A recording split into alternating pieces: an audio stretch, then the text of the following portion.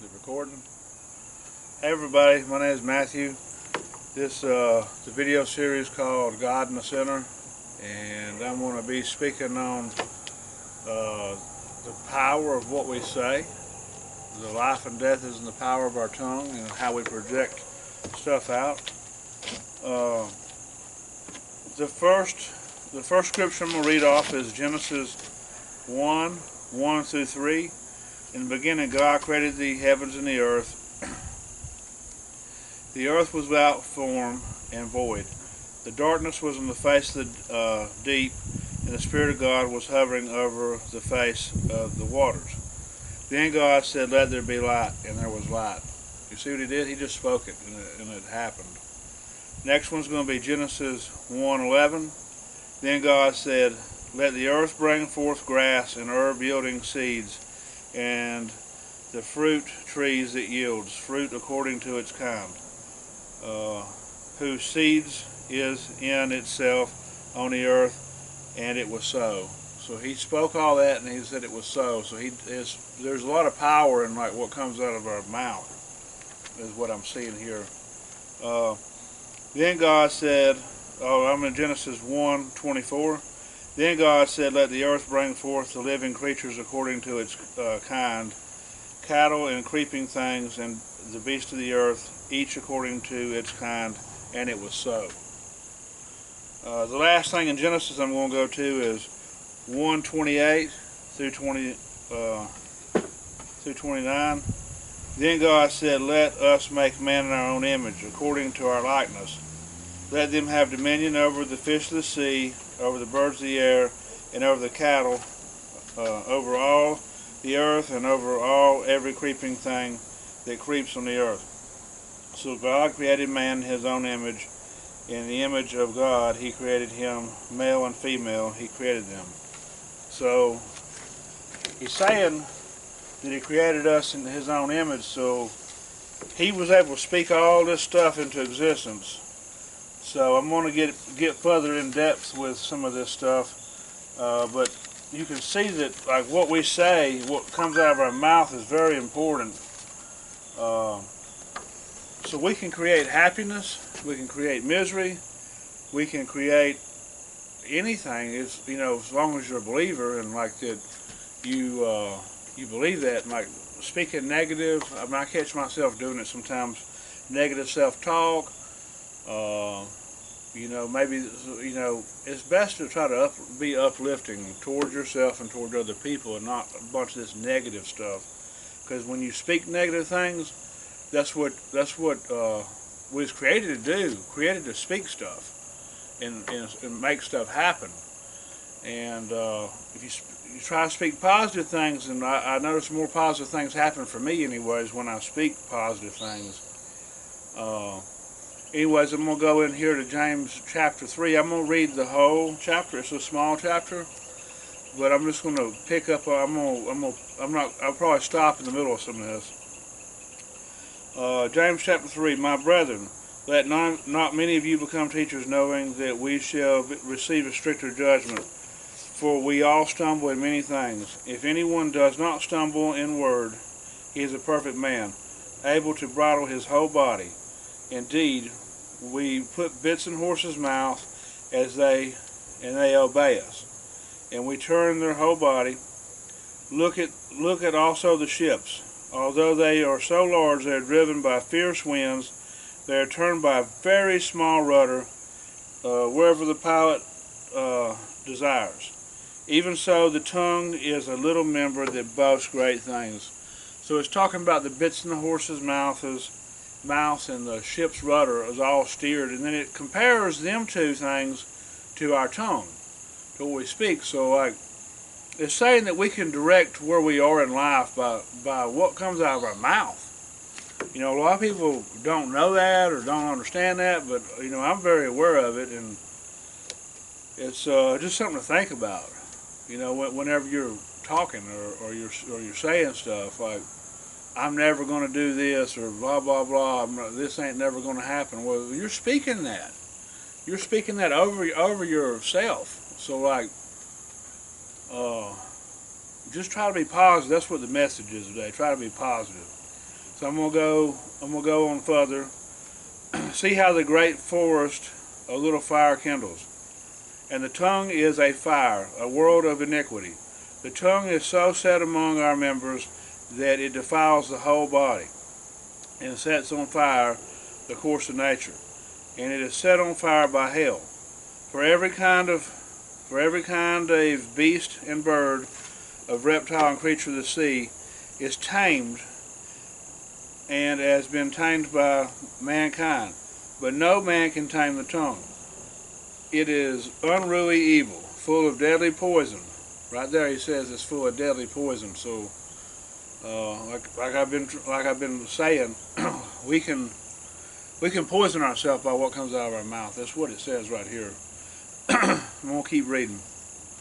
With it we bless our God and Father, and with it we curse men who have been made in the similitude of God. Out of the same mouth proceeds blessings and curses. My brethren, these things ought not be so. Does not a spring send forth fresh water, and bitter from the same opening? Can a fig tree, my brethren, bear olives, or grapevine bear figs? Thus no spring yields both salt water and fresh. Who is wise and understanding among you?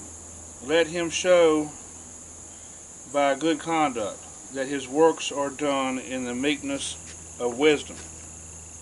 But if you have bitter envy and self-seeking in your hearts, do not boast and lie against the truth. This wisdom does not descend from above, but it is earthly, sensual, demonic. From where envy and self-seeking exist, confusion and every evil thing are there. But the wisdom that is from above is first pure and peaceful, gentle, willing to yield, full of mercy and full of good fruits, without partiality and without hypocrisy. Now the fruit of righteousness is sown in peace by those who make peace. So, it's, I just now got something out of that I didn't, I done told everybody to do the AA thing. Well, and that step 4, the last column where we're working on ourselves, one of the things is self-seeking. Like you have a list basically, and you go by resentments, and like what the resentment was, or who did it, what the resentment was, and how it affected. And then the last one, some of it was on, like it was on your part, what your part was in it, and some of the things that we have is self-seeking.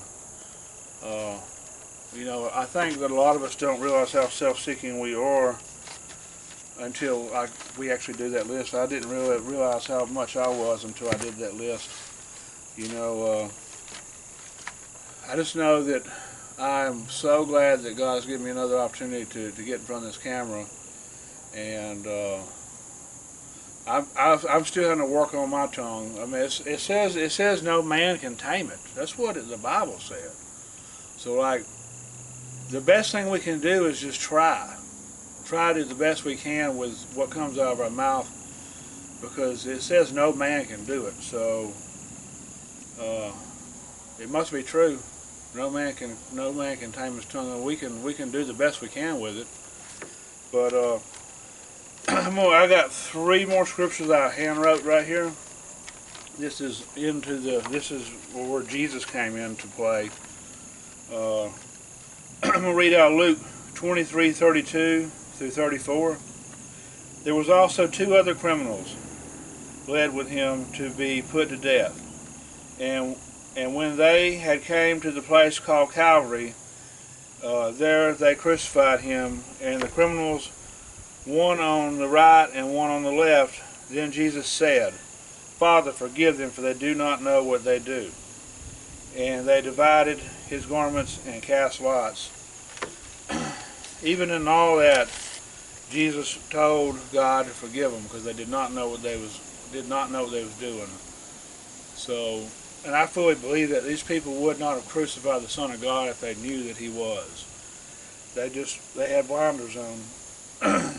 And it's actually even harder with church I go to up there down there in Gulf Shores, the preacher was talking about how much harder it is for us to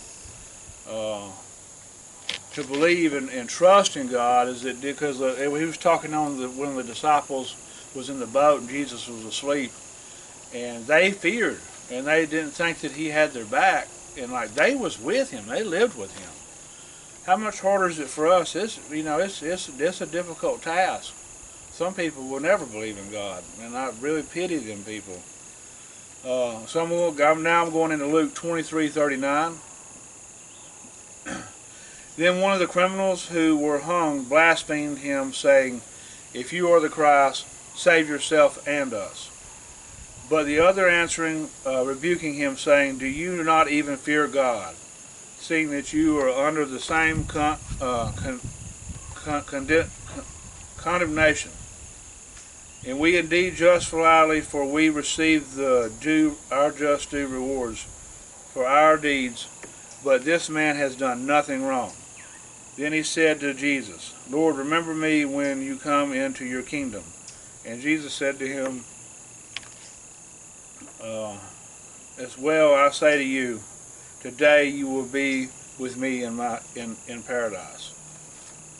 So the one guy on the cross, just by speaking what he spoke, saved his life. We can save our life by speaking positive things. That caught me up a little bit. You know, Jesus spoke that he'd be in paradise with him that day, even though he didn't deserve it. None of us deserve to go to heaven. So the last thing I got is Luke 23:46. And when Jesus had cried out with a loud voice, he said, "Father, into your hands I commit my spirit."